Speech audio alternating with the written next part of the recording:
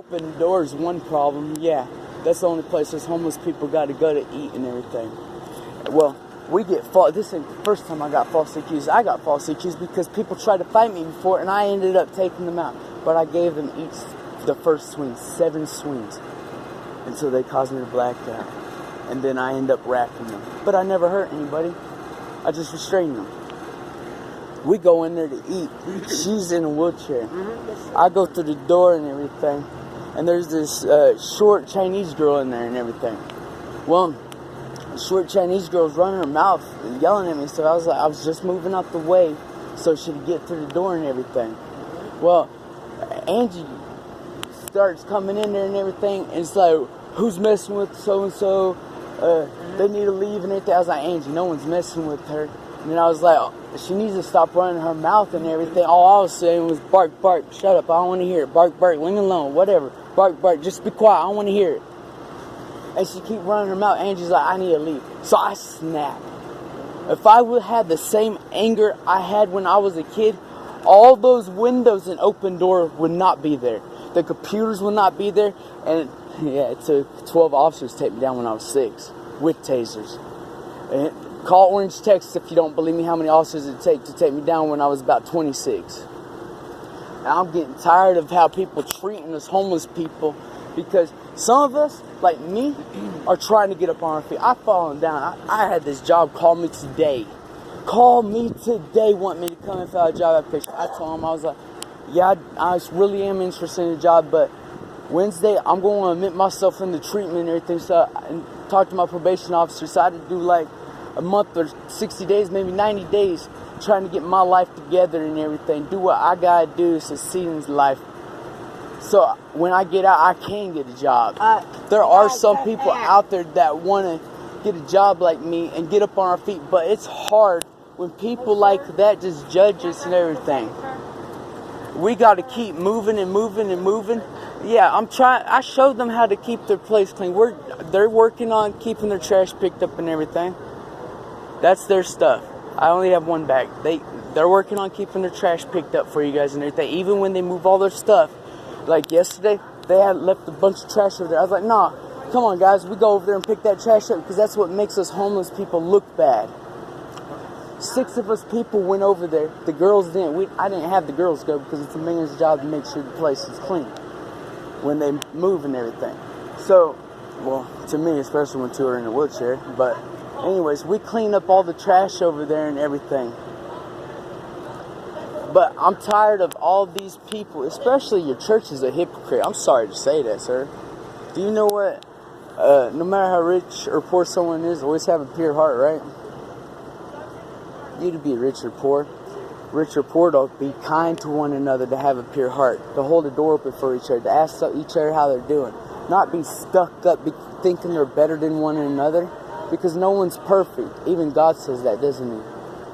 God says that. And then it also says in the Bible, those who speak the Bible about the preach of the Lord and is not willing to listen are considered hypocrites. Am I right? It said that in the Bible, didn't it, sir? It said that. Oh, what? See what I mean? What? Those who are not willing to listen to the actual preach and definitions of the Bible are considered hypocrites. And that's in a lot of churches these days, and you gotta admit it. It is.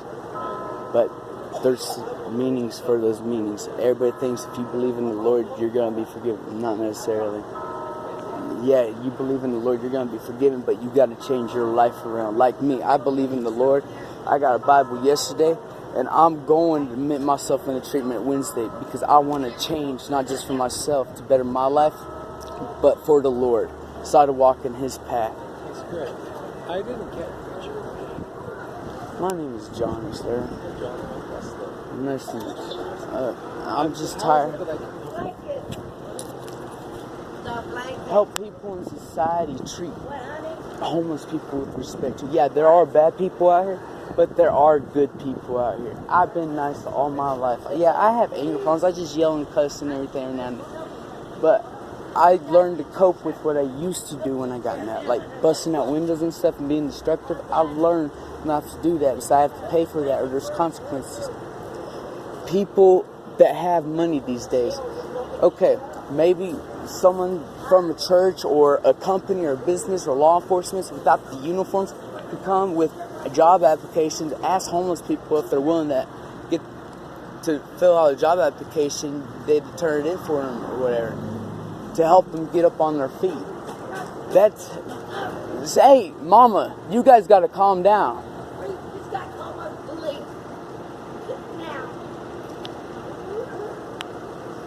I'm talking to a pastor. I'm talking to a pastor. I'm sure you would have known. Is that guy a pastor that came out here? No, he takes care of a building. Okay. Well, if the cops show up, will you explain to them that we're moving stuff? Because they are. I think you could show them if you're moving it. I don't know, but... And we're just trying to move stuff up there. Who knows? But all I need help with... Yeah, I remember you just come worship with us. All I need help with is I always come down and do stuff I regret. I really regret what I did because of life in society. Because I want to do all this stuff to help people, to help homeless, to help bring them up. But I cannot do it on my own, just as me as one person. I need people like you, like churches, like law enforcement without uniforms. Because some of these people won't talk to a cop. And they don't even have to say their officer name or whatever. They just need to help bring job applications for people that actually want to get on their feet. If they can't work, hang on, bro. Just you're not going to jail. Stop. He just takes care of the building. The pastor said they ain't going to show up for a few. I didn't say that. Well, he didn't say that. But even if they do show up, I'll talk to the cops. And if anything, if I get arrested for standing up for homeless people because of how the rich treat the poor, because it's messed up. We come walking back with our trays and we get called hobos. How would you like being on the street and getting called a hobo? I don't like it. You wouldn't like it, would you, sir? Yeah, probably try not to put a whole bunch of stuff in front of See, it's like, try not to put a whole bunch of stuff in front of them. We'd have worked on that. I'd have worked with them with that. I've been working with them keeping their trash picked up after they moved their stuff. Like over there, it was trash.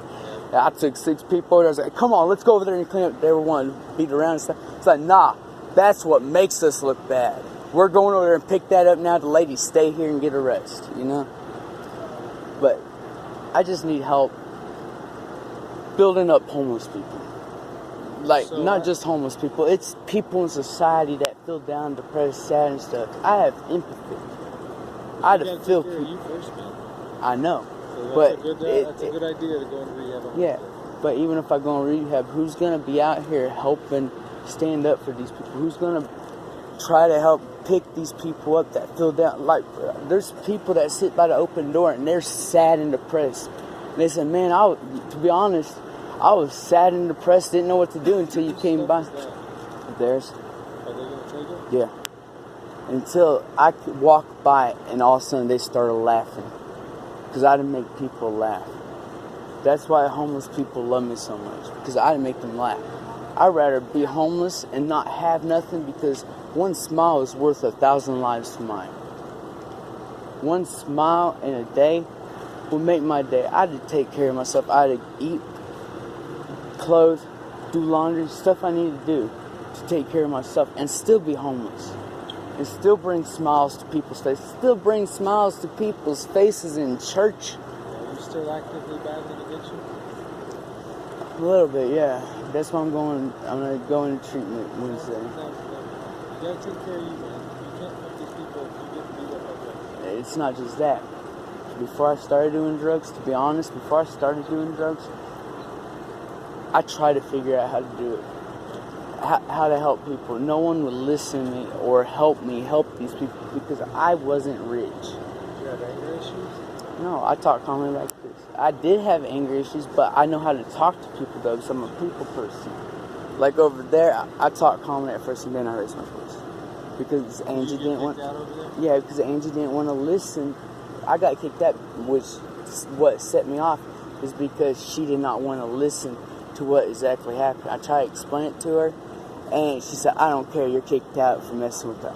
I'm not messing with her. She's running her voice and I was like, bark, bark, leave me alone. I want to hear it, bark, bark. Just got up, hungry, tired, diabetic. And people like that is what cause people like us to burn ourselves down. People in society is what causes us because we lose hope. We lose all the hope. This girl I met in Wichita, I only had a little bit of soul and hope left in my body. For some reason, I feel like it's all gone. I do not feel it. But I do feel that there is something there because I still want to stand up for people, help people. If you're on the street, just say, if you're on the street and you get mugged and I see it, I'm going to be there to help you and stand up for you because that's who I am. I was raised by my grandma and grandpa the right way. It's hard right now. I lost everything when I was in Texas because of my ex-baby mama. I moved it back up here, so I thought I still have family in Kansas. I don't. The only family I have is the street family and the Lord. The people on the street. And then Donnie Roark at the Emmanuel Baptist Church. And he's a good person. He actually understands me. He actually understands when I explain certain things to him about the Bible, when I explain things to him about society. But he also says this: people don't care about people like us up there. And it's true. Law enforcement don't really care about us. Your church really don't care about us. I try to push the button and explain to her. Does he tell you that he cares about him? He does care. So he's the only one? God does. There's several other people out here that do care. Like the church on the street that goes down there, they care. They bring food for us. The people that have the hot dog feast over here at Open Door, they care. You know who that is? You guys? Okay, maybe some of you guys do. So, yeah, I think you're pretty quick to judge, sir. I know, if thou shalt not judge, for thou shalt be forgiven. Or thou shalt not judge, for thou shalt forgive. Because those who judge shall be judged, and those who forgive shall be forgiven. So I'm sorry, sir. But that ain't what I'm trying to get at. I'm trying to get at, they do that stuff. One act of kindness ain't like, it's how they treat people too. It's how they talk to people. They won't, like, they don't understand us. They don't understand. They ain't willing to. If I have to, I will get pen and paper and go to each homeless person in Wichita, no matter if I get heat exhaustion or a heat stroke, to find out their past, what caused them to be homeless, to find out what they want to do in life to achieve their goal for success, to be part of society. If I have to, I will do that when I get out of treatment. I will explain to him if I could do it, anybody could do it. And I've been told that by people in Texas. Because I'm the biggest F up there is in life. My dad called me it all my life. I don't have family that want to speak with me because I had 4 single problem when I was a kid. The only people I have is people I stood up for in the streets because people try to fight them. Because they're nice and everything, because they don't want to do what other people do. They just want to walk away. People think they to push over people out here.